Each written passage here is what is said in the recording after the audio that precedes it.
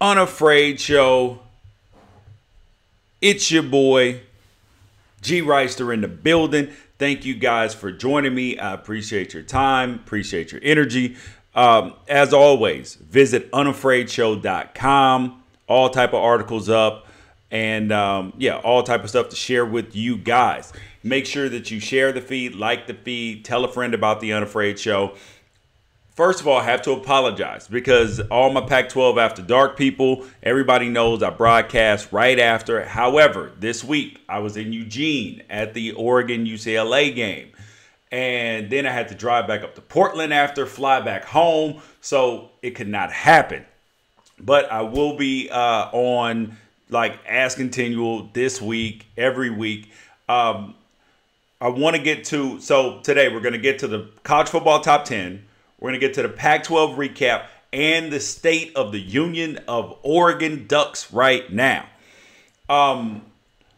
So first thing, the college football weekend was absolutely amazing again. Like, this is why college football is the greatest sport there is. Because you can simultaneously feel like you want to live and you want to die at the same time. Elika, great quote. So I want to start with the top 10 because everybody was talking about the showdown between Alabama, LSU, and that turned out to be a dud because LSU is just like every other team in the SEC. Like, can we please stop talking about the SEC as this juggernaut that cannot be beat when in reality there's Alabama and then there's everybody else. Like, everybody else is just like every other team in every other conference. They can be beat on any given Saturday. Alabama's going to take a Herculean effort to get beat. But let's stop with the oh my God, the SEC gauntlet. They only play 8 conference games. Like, can we please just, after this weekend, now that we've seen that LSU Alabama was not as eventful as you guys thought it was going to be, and as I knew it was not going to be, like, can we please stop? So the number one team in all the land, we know it's going to be Alabama. So yes, number one, Alabama in the college football top 10. They're 9-0. Tua Tagovailoa is tearing it up. But here's the thing. They were untested. They got a good test this weekend. They blew them out of the waters. So it seems like a foregone conclusion that Alabama's going to win the national championship. I don't believe that because I saw the Patriots go 18-0 with Randy Moss and Tom Brady. So I'm watching every single game, especially in the playoffs, because one game can change everything. So that's where we're at there with Alabama. The hope is, or the chance is just that one game will change it all. And a team that can possibly do it is at number 2, which is Clemson. People were mad that I had Clemson at number 1 last week. But the reality is that up until that point, Clemson had played a better schedule. And like, they are a team that is trying to make a point right now. Clemson is trying to make a statement. The way that they unmercifully beat up Florida State, NC State, and Louisville, I mean, like, that was dirty. I mean, like, that's the definition of running up the score. Trying to make a statement because they're jockeying for a position in the college football playoff. Clemson, got to give you big credit there. Notre Dame at number 3. Notre Dame is a legit team. But here's the thing about Notre Dame. There's an article up, full write-ups on all these teams. Notre Dame is sitting at number 3. And the only problem I see with Notre Dame is this, is that Brian Kelly got on College Football Game Day. And he was talking about the playoff, maybe a rematch with Alabama, the 12-10 team, whatever it was. He was talking about that team. And he was like skimming over the fact that they still got Florida State, Syracuse, and USC left. Can't gloss over that, buddy. Brian Kelly, I mean, you made a great move making Ian Book your quarterback instead of Winbush. But maybe you're getting a little bit ahead of yourself, buddy. You guys are watching the Unafraid Show, going over the top 10 right now. Then we got the Pac-12 and then the state of the Oregon Ducks. Michigan's at number 4. I will admit, I finally and officially believe in the Michigan Wolverines. I did not give them the respect that they deserved. I didn't think that their offense was potent enough to win a national championship, and they went out and absolutely drowned Penn State. Their defense is, I knew their defense was exceptional, just like everybody else did. But, like, their offense came to play. So maybe this revenge tour is actually real, and maybe they can beat Ohio State this year. But it's been like 2,300 days since the last time that happened. Oklahoma at number 5. Here's where some controversy starts to arise. People are upset about Oklahoma at number 5 because they want Georgia at number 5. But the reality is Oklahoma has the best offense in the entire country. Problem is they can't stop a nosebleed on defense. But they're going to have to outscore people. They're going to have to outscore anybody that they play in the playoff. And it'll be very interesting to see a team like Alabama or Clemson, who's not used to seeing teams spread it out and being able to throw it at this high a level like Oklahoma can, and have a threat at quarterback with his legs too. That could be good. Georgia at number 6. Okay, look, they beat Kentucky. Like, I'm not getting ready to sit here and act like Kentucky was a world beater. Like, Kentucky thought they were good, but anybody that watched Kentucky on film knew that Kentucky had nothing dominant about them. They had won some close games. Like, they're like the Oakland Raiders from last year. Well, sorry, from 2 years ago. Won games, won a bunch of close games, but not really great. Like, they're good, but they're not great. Cinderella slipper fell off. Washington State at number 7. Again, this is a special season for the Cougars. There's a lot of people that thought they were going to slip up this week against Cal, like they did last year when they were sitting in the same spot. But Mike Leach has this team going, and there is something special. They got the ghost of Helinski helping them out, and there is a chance that this team gets in the college football playoffs. And it'll be interesting to see, just like it'll be interesting to see if Oklahoma gets in. What'll happen if Washington State gets in and has to play some of these teams that aren't used to defending this type of offense? Because you can't really simulate it. And the other thing is, Mike Leach, this could be his last season in Pullman, because he's eclectic. He's a little kind of like spacey almost seems, but he's a savant. And if you're imagine if you're USC and you fire Clay Helton, you have to be looking at Mike Leach. Like, imagine what type of offense he could run with these 5-star athletes. I mean, it would absolutely be tremendous. I can't even fathom how good this offense could be with 5-star athletes, because he doesn't have them there at Washington State. Number 8, West Virginia. West Virginia's playing well now. We're still in the college football top 10. Unafraid show, George Reister here. The West Virginia at number 8. Like, every other Big 12 team is like West Virginia is just like them. It's all about defense. Do they have enough defense to stop other teams? Because one of the things about the Big 12 is they spread you out so much. They throw the football all over the place. But then it's difficult when they get against power running teams who just come right at you, because their linebackers aren't used to dealing with that. Their safeties aren't used to dealing with that, having to tackle in the box at that high a level. They're great in space, but sometimes in the confines, they're not always great.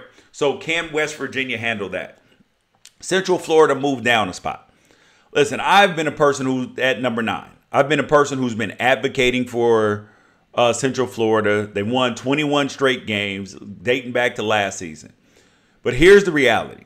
If you keep having close games against people like Temple, you're hurting your own case, because great teams dominate inferior talent. So UCF feels like a team that maybe should have been in last year. They're still really good, but probably cannot compete with the big boys. And number 10, a team that shouldn't be in the top 10 by the way they're playing, but their record and all of this says that they have to be. Being that Who else could you put in the top 10 right now besides Ohio State? They're sitting at 8-1. They're ahead in the division in the Big Ten. Oh, well, no, they're actually not because Michigan doesn't have a Big Ten loss yet. They're sitting in control of their own destiny in the Big Ten. They've had 3 consecutive games where they looked poor against Minnesota, Purdue, and Nebraska. Like, there's no lack of talent, so you know they can turn it on. But this feels like that this could be the year that they get upset by Michigan. Next up in the top 10, LSU and Texas. Nobody else is even creeping up to the top 10, not even thinking about it. You guys make sure you share the feed. Tell a friend about the Unafraid Show. Now, and the Pac-12, and the college football top 10 is up on unafraidshow.com. Like, the rankings are accurate, unbiased, and unafraid. Now we're going to get to the Pac-12. The Pac-12 weekend in review. Because, like, so much stuff happened in the Pac-12 this weekend. First of which, Colorado dropped another game. I have been one of the first people, I feel like, talking about Mike McIntyre at Colorado, who may be fired this year. I mean, like, it's hard to fathom that he wouldn't be. Like, when you look at his coaching record, right? Hold on. I'm going to pull it up exactly just so I do not misquote it. Yeah. His coaching record throughout his career at Colorado, it has not been stellar.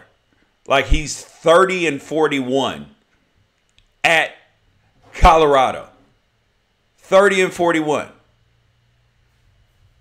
I mean, yeah, and I'll get to Larry Scott in a minute. He's 30-41, and he's only had one really good season.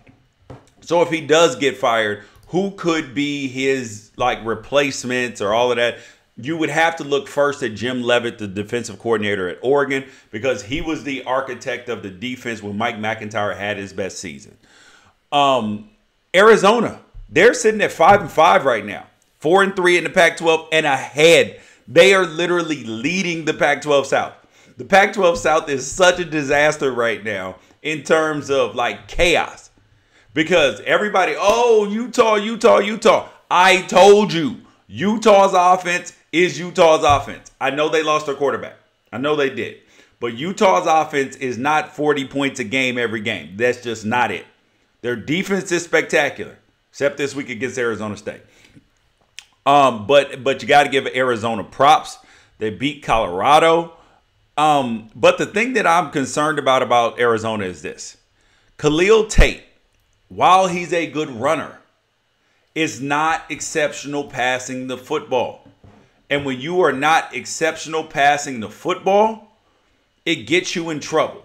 He throws a bunch of Hail Marys, essentially, throws the ball with such high arc, and then the defenders, they either get pass interference or their receivers, the Arizona wide receivers, make spectacular catches.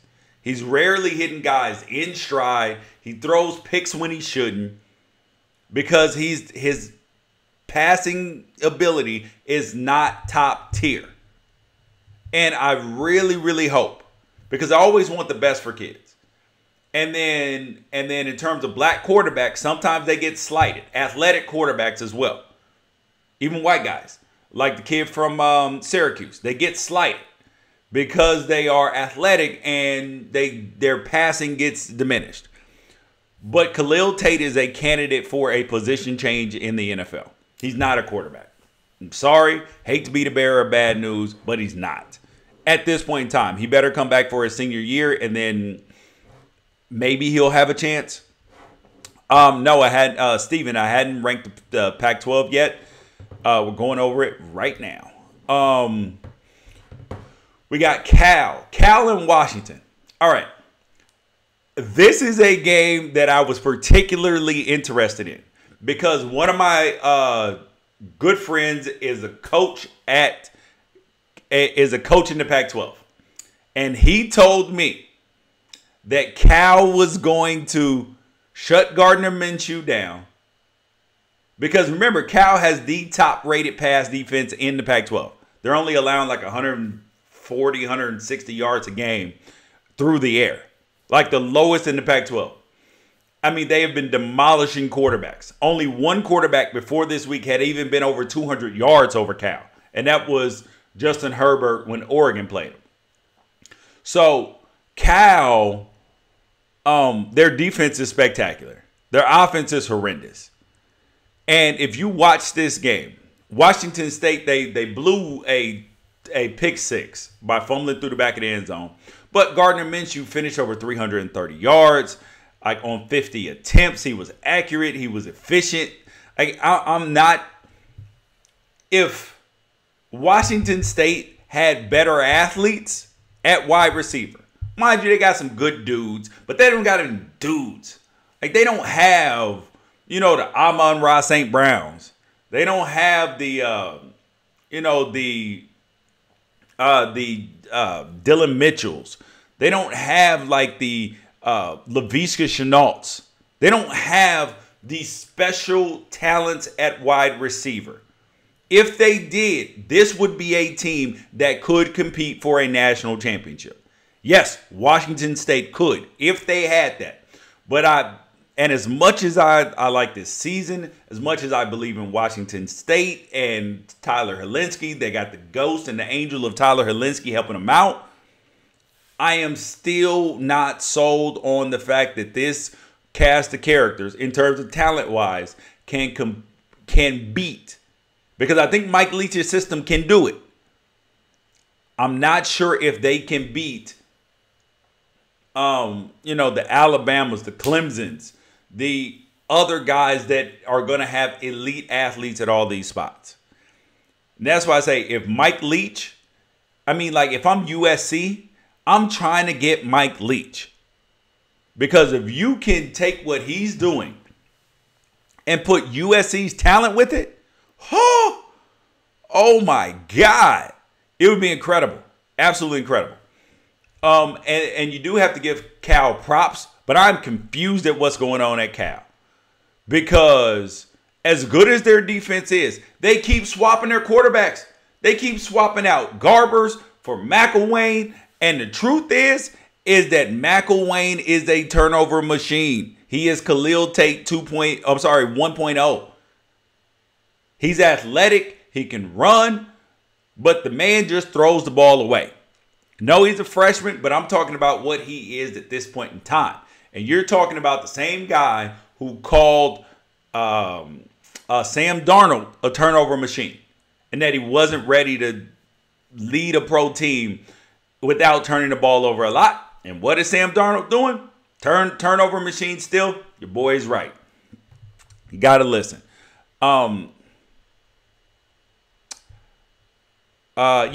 Yeah, so Cal's, I feel bad for Cal because if their defense were any better, they would be a top 25 team. I'm sorry, if their offense was any better, they would be a top 25 team. Defense can hold anybody down, but they can't score. You can't score, you can't win. I'll equate it like this. If they played against Alabama, they would not lose 50-0. They would lose 29-0 like LSU did. Actually, probably like 35-0. Utah, Arizona State. I told y'all about Utah. And also, the Oregon Ducks got a break with this one, buddy. They got a break because Tyler Huntley got hurt. And then, I forgot the kid's name who came in. So anyways, while I'm looking, Jason Shelley. Jason Shelley came in 4 for 11, 59 yards, and an interception. But mind you, Tyler Huntley wasn't that great before then. He wasn't that great before then. He had thrown 2 interceptions. And Manny Wilkins had a good day, 3 touchdowns. And finally, we got a chance. Well, actually, for back-to-back weeks, we got outstanding play from N'Keal Harry and Manny Wilkins. N'Keal Harry finished 9 receptions, 161 yards, and 3 touchdowns. Like, the dude is a savage. Absolute savage. The only more savage or potentially equivalent savage when the ball's in the air is the big like 6'7" wide receiver out of Iowa State. Like, that kid can play too. But you got to give Herm Edwards credit. He's got his team at 5-4, and they're staring at a bowl game. Like, they are literally staring at a bowl game. Like, there were so many people that thought that that a lot of Pac-12 teams would not be going to bowl games. But in reality, so Arizona State has UCLA, Oregon, and Arizona left. And they got to win one game to go to a bowl game. I got the Arizona State Sun Devils going to a bowl game. Then you got Arizona. I mean, so think about this. Think about who's going to a bowl game out of the Pac-12 right now. You got Washington State, Washington, Stanford, Oregon. Cal may go. They win one more game, which is definitely possible. Arizona, Arizona State, Colorado's bowl eligible. No. They need one more win to be bowl eligible. And, like, the only people that are not going basically are UCLA and Oregon State, because USC is going as well. Like, you're going to have damn near the entire conference in a bowl game. And then they need to comport themselves well in the bowl game. Got to go win it. And now, did I miss anybody is the question.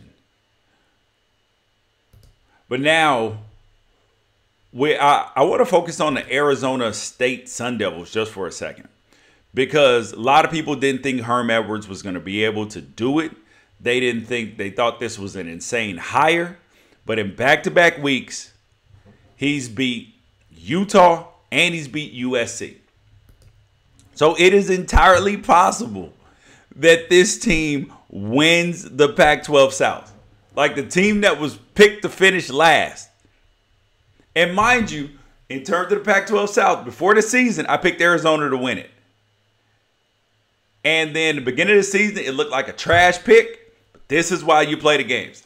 They continue to win. And if you guys are just joined in for the college football top 10, you got to start the broadcast over, because we have already covered the top 10 and it was great. It was absolutely great.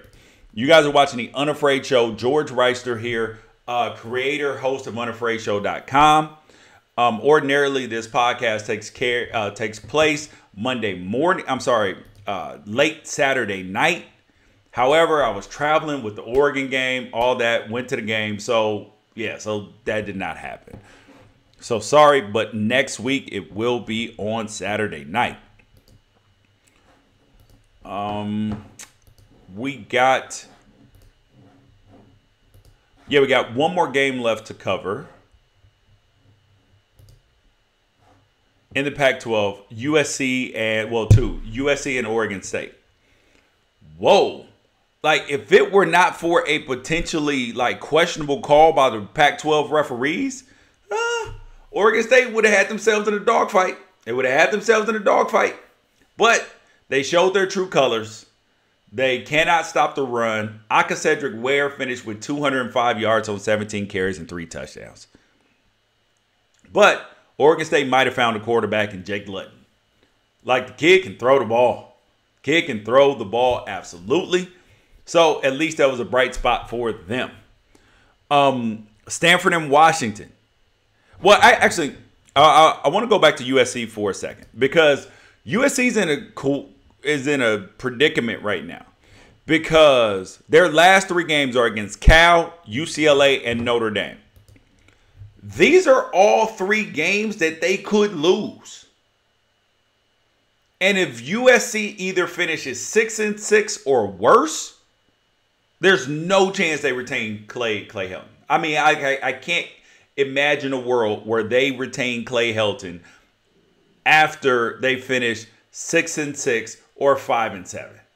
Like, the USC fans, the Trojan fans will be rioting. They will cause an uproar, a stir, and everything else. And, like, they have so much talent. And it's always perplexing. So the question I pose to you is this. If there is a team who consistently gets all this top-rated talent, but then they underachieve on the field, do you then blame the talent or do you blame the coach / coaching staff? I mean, really think about that. I mean, in the short term, you can blame the players. Oh, you recruited poorly, all that stuff. But even then, that translates back to the coaches. You have all these kids that aren't developing. That goes back to the coaches. Because how can you have Cal have the #1 defense in the Pac-12 between them and Washington State? And their talent level is nowhere near. Like, these are the same kids that were the worst defense in the Pac-12. Some of these same kids were the worst defense in the nation. But now they're one of the better defenses. Why do you think that is? Come on, man. Come on in. You got to tell the truth. Stanford, Washington. I did not expect this game. I did not expect Stanford to lose this game. I thought Washington would absolutely win this game. I'm sorry, Stanford would absolutely win this game. Washington's offense has been poor, but they were able to run the ball. Myles Gaskins finished with 148 yards and a touchdown, and I think that might have been the difference. Because Washington, if they're able to run the ball, that means that they are able to hard play action and throw the ball over your head. I mean, like, I can't even remember last time I saw a 100-yard wide receiver out of Washington. Can't even remember it. And Stanford, Arcega-Whiteside only finished with 1 catch. Oh, boy. That could be the deal. That could be the gotcha. I don't know what's up with this Stanford team. They're 5-4. David Shaw is usually a shoo-in. Like, you can pencil him in for 10 wins. You can pencil him in at 10-3 and you might get better. This team, like, they're not physical. They're not running the football. They're not doing anything positive. Yo, what's up, sir? They're not doing anything positive right now, except for KJ Costello, sorta. I mean, think about this. He finished with 347 yards, 8 yards an attempt, 2 touchdowns, but he threw 3 picks. And then Stanford only rushed for 77 yards. They can't win like that. That's not Stanford football. It's good defense, running the football, and then when you have a top-tier quarterback, they win big games. So I don't even know what the hell is going on with them right now. Last game up, I want to talk about the Ducks. I want to give a State of the Union address to the Ducks. So, guys, if you guys are Duck fans, you are tuned in. Share with a friend now, because this is the part of the podcast that is for you. This is the part of the broadcast that is for you. So I got a chance to see the Ducks in person, and like, it is not lost on me that the Ducks lost their previous 2 games. They lost their previous 2 games they got absolutely demolished by Arizona, which makes no sense because Arizona's defense proved again they're Swiss cheese. Like, their defense gives up points all over the place, give up big running lanes all over the place, big plays, all of that. That's just Arizona. And then they couldn't score. And then against Washington State, Oregon was terrible in the first half. So when I went to Eugene, the biggest question for me was, from so many people, radio shows I did, all that, what is wrong with the Oregon Ducks? Tell you this. So, defense looks pretty stout. Looks pretty good. They did a decent job against UCLA. The special teams played well. Defense got turnovers. They also got sacks, put pressure on the quarterback, all of that. So the question is, what is going on? Because Oregon scored 42 points against UCLA. 42 points. The stats don't look bad. Like, when you look at the stats themselves, they don't look bad. Herbert finished with what, like 260 and a touchdown and 2 touchdown passes. CJ Verdell had 90 yards and a touchdown. Brooks James had 73 yards and a touchdown. Like, Dylan Mitchell finished with 156 and 2 touchdowns. Yeah, but that didn't tell the story, because it took until the second half when Oregon had a 2-play drive with a capped by a 67-yard touchdown to Dylan Mitchell. That was the first time that Oregon scored, mind you, the first time in that game, and I think that made it 28, or that was the 28th point or the 35th point. That was the first time that the Ducks had received the ball, like from a kickoff or a punt, and then drove immediately down and scored. All the other ones came off of a fake punt. I'm sorry, a fake field goal, a punt return for a touchdown, or a defensive turnover. Like, that's how they scored all the rest of the points prior to that. Like, the running game has been absolutely poor. Tony Brooks James broke for the long one. But when you look at CJ Verdell, who took 25 carries, only got 3.6 yards. He missed a couple cuts, but that's not the problem. The problem is that when, like, there are too many times where the running backs are literally running into free runners, a defensive lineman and a linebacker hitting them at the same time. So how do you fix that? It's got to be scheme. Has to be scheme. Because if the Ducks, because I was looking at a lot of the pass plays, Ducks players are just covered. Like, they got blankets on them. Dylan Mitchell had to make hero catches a bunch of times. And here is what you learn about the difference between the NFL and college. In the NFL, you got to have dudes. Like, you got to have guys. You got to have stars. They get open. Yes, play call is important, but your dudes win. And in college, your coaches scheme you open. It helps if you're a dude, but your coaches help scheme you open. And that's not happening right now with Oregon. It's not.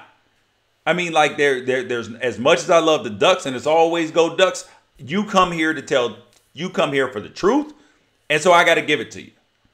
So right now, they are not doing a good job scheming people open. And then in the run game, so much zone scheme. Zone scheme is cool if you can hold your blocks. But they're having trouble holding the blocks. So what do you need? Gap scheme, down, down, around. That means that the people on the front side of the play block down, the way they get good angles on blocks, the way you don't get as much penetration. Then you bring the pullers around, running back follows them. That's how you solve that problem with the Oregon Ducks right now and their defense. I'm sorry, in their offense. You got to switch up the scheme in the running game a little bit. And also, you have to find a way to scheme your wide receivers open. Not just off hard play action, because hard play action is not going to work if you can't run the football. The only people that can do that are the Atlanta Falcons, who play action so much, even though they're like 30th in the NFL in rushing the football. Like, you have to have success running the football for your play action to work on that level. And the Ducks aren't having that success. And I'm going to tell you that it puts Coach Cristobal in a predicament, because Arroyo's calling the plays. Fabulous recruiter, great dude. He's personable. You like him. All these things. Does a great job with the quarterbacks. But the overall construction of the plays right now is a little difficult. Like, that's just the truth. And when they go in and watch the film, they're going to see that, and they're going to say, you know what? We got to get this fixed. Because nobody wants to be fired. Nobody wants to be replaced, demoted, any of that. But there is something that has to be done. Because, and Oregon caught a break, because next week they go down to Utah. They go play in Utah. And Utah lost their starting quarterback. So it is going to be very difficult for them, because the other kid showed that he wasn't quite ready yet. So if the Ducks play great defense against Utah, this is a game that they can win.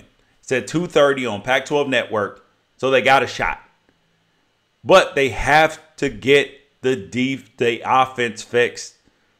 Because Utah's not just going to sit up and allow you to just run the football. Any thoughts on the prospects coming in to help us next season? I'll talk about that more at the end of the season and after signing day. So like there'll be a podcast strictly during bowl season about that. We'll get a recruiting expert on. We will talk about those things. You guys, thank you guys for watching the Unafraid Show.